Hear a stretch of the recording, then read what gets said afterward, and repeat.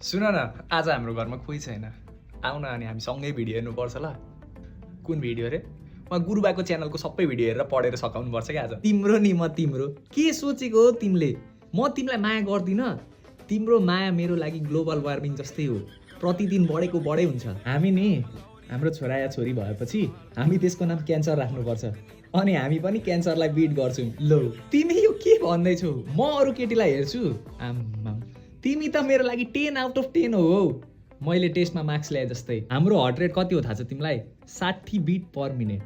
अनि जब म तिमीसँग बोल्छु नि, मेरो बिट पर मिनेट त 600 पुग्छ। 600 के गर्ने यार, केही गरेको छुइनँ। तिमी के गर्दैछौ?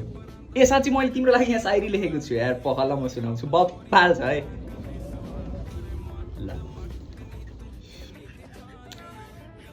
तिमी मेरो एङ्गल, तिमी नै मेरो डिग्री। तिमी मेरो एङ्गल, तिमी नै मेरो डिग्री।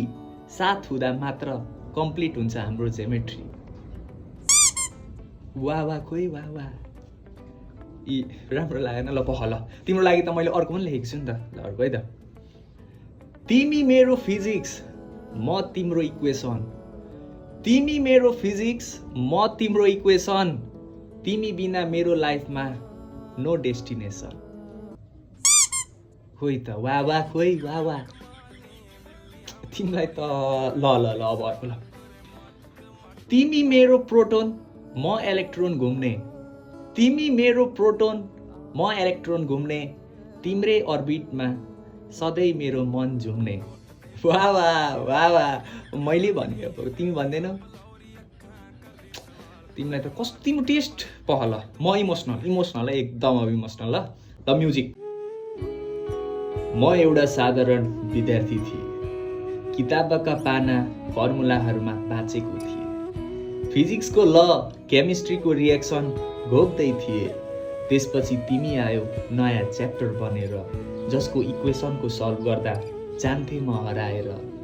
मेरो माया न न्युटनले एक्सप्लेन गर्न सक्यो, न डेल्टनले बुझ्न। मेरो माया न न्युटनले एक्सप्लेन गर्न सक्यो, न डेल्टनले बुझ्न। जहाँ तिमी अननोन हुन्छौ त्यहाँ नोन हुन्छु म, र एन्सर सधैँ एउटै आउँछ, तिम्रो नै हुन्छु म। वाह वाह।